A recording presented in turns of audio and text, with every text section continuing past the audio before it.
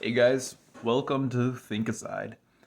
This episode, or rather this podcast, this video, whatever you want to call it, not sure what I'm going to call this. Yeah, I think I consider it more of a podcast, but I wanted to talk about student loans and, kind of along the lines of what we've been talking about the government, the loans, the inflation, all of that stuff, and talk about student loans and kind of how that ties into, or at least a little bit of how that ties into it. I can't say I know all of it. I've pretty early on in my research when it comes to this kind of thing, but I wanted to say a few different things that kind of sparked my interest and surprised me when it came to student loans. And this all started, or what got me looking into student loans, specifically with the government and such, is I was watching a podcast, and I don't remember exactly who it was, but they were saying how the government farms cash through student loans.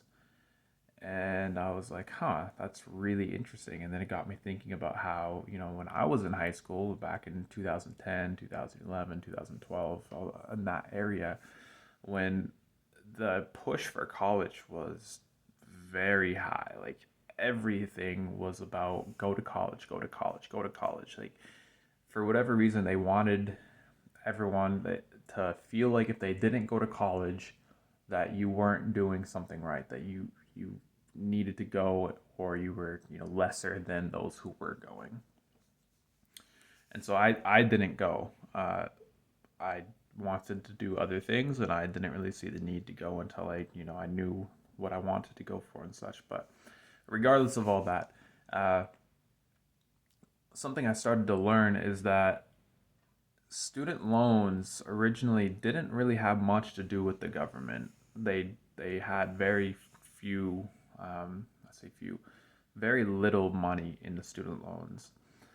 What happened though is, like most government loans, they are backed by the government, meaning that if the loan, or the person, the loanee, the person who loans or gets the money loaned to them, the person who borrows the money, if they default on the loan, the government covers the cost. So that's kind of what that means, of course. So nowadays, I think it was in 2010, there was the Affordable Care Act that was passed. And what happened is the government started to do more of these student loans, and they pushed harder for those. And if you look at stats for today, 92% of all student loans are owned by the government. The government has loaned out 92% of those loans. And so you'll notice that, like, I don't know if any of you have student loans, likely, probably, someone that's listening to this, being that 43 million people have student loans with an average of $39,000 being the amount that is taken out.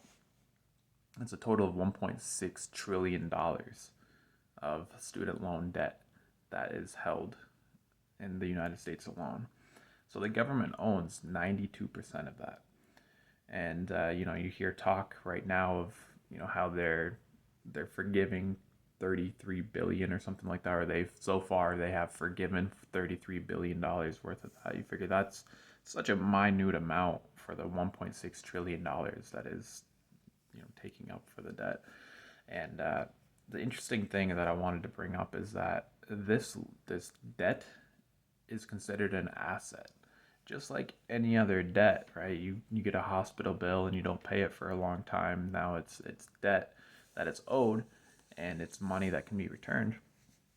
And so the hospital will sell that debt to a debt collector, someone who can make money off it. That they're in business to make money off the debt. That's literally their purpose. They buy debt so they can make money off it. So that is kind of the interesting thing in itself about how that is viewed, because we're in an inflationary society. All debt can be benefited from depending on where you're at. For the borrower, it's definitely not an asset, right? Because it's money that you owe, and like you could argue that the education is an asset, but the debt itself is still very much not, because you're not getting a return on that debt in the same sense that you would be if you took out a loan to buy a house that you're going to rent out or something like that. So that's an interesting side of things.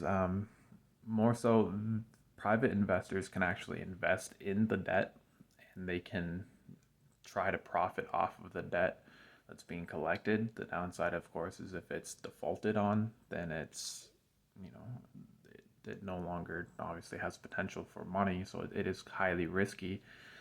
But it allows for that debt to be spread across multiple people, from what I understand. And I say that not that the person ends up owing less, but that the debt itself, the loaner, the person, the asset itself gets spread amongst other people or multiple people to profit from.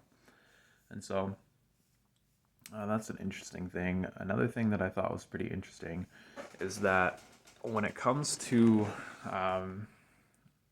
yeah, and so I wanted to mention too, I have a little bit of notes now that I'm trying to keep more on topic, and that 8% is owned by private organizations, which equals about $131 billion. And that's just in private loans. And so it's a very minimal amount that private organizations have, and that's institutions and things like that. It ends up being like, banks and things like that. And even those, as far as I understand, are government backed. And so it's the same kind of idea. And a problem that happens with government backed loans is specifically with student loans. So you figure, okay, so like say someone takes out a loan on a house, right? And it's government backed, of course, because it's through the bank.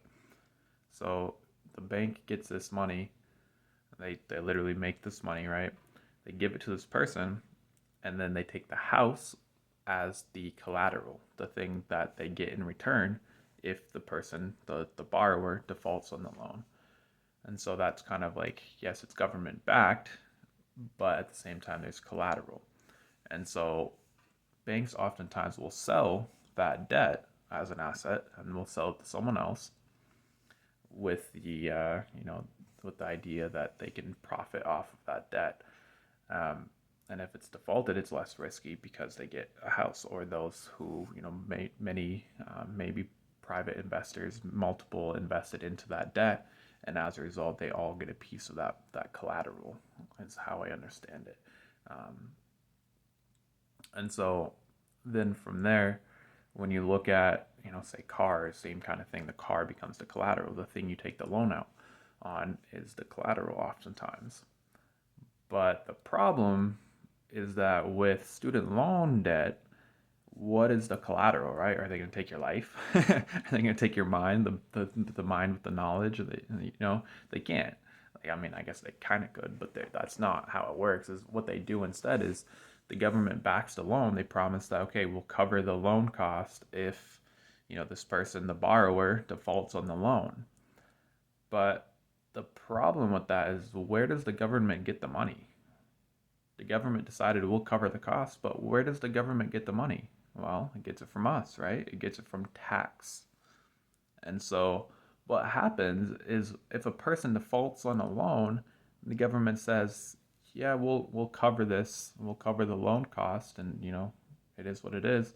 Now all of the taxpayers are covering that. And so it passes the liability to everyone when one person takes out that loan and defaults on it. And of course, the person that defaults on it ends up having, issues because they're defaulting on the loans. So an interesting thing too is that the U.S. Department of the Treasury revealed in its 2020 annual report that student loans accounted for nearly 20% of all U.S. government assets. Again, keyword assets. So that is pretty crazy, right? 20% of everything that they have considered an asset, 20% of that is student loans. Things that they can, again, debt that they can sell off and, make a profit off of it. And generally speaking, the government itself doesn't make money off of the loans because the costs and stuff ends up outweighing it, from what I understand. But knowing that they can then sell it and things like that, I imagine that, kind of brings it in another direction, or kind of recoups some of those costs. But I thought that was really interesting because, in general, again, the government doesn't recoup those costs, but it ends up, and because of that, it ends up being passed to the taxpayers. And so I wanted to kind of elaborate on student loans and the push for it, and how that's kind of resulted in taxpayers having to pay even more debt and cover the cost just because they the government decided that, yeah, you guys should all go to college and, get degrees and things that they don't need or don't use, and then end up needing to go to college for more degrees that they don't need or don't use. And people who default on loans or say pass away or whatever, like, we're covering those costs all because the government is pushing it. And so, in the way, I guess you could say that they are farming cash, not only from a, you know from the student loan standpoint, but they're farming cash because they're using taxpayer money for that. It's another reason for them to, up taxes and whatever else, so that way they can cover those costs. And then, of course, if you're taxing more people, then they have less money and all of those things. So it's interesting how all of these things kind of tie in, and how student loans is just one factor of how the government very well may farm cash and use student loans to their advantage, and to, put people in debt that they don't need. And that itself could be considered a control tactic when you burden someone with so much responsibility so early on in their lives. Then don't give them a way out, because the way out is rare and far in between. It's kind of, like, you could definitely see that as a control tactic, or even, you could say, manipulation to the economy. Once again, the idea of, putting a bunch of money in the college economy, you could say, like, putting, because of course that money is going to these tuitions, these institutions, I say institutions, the colleges.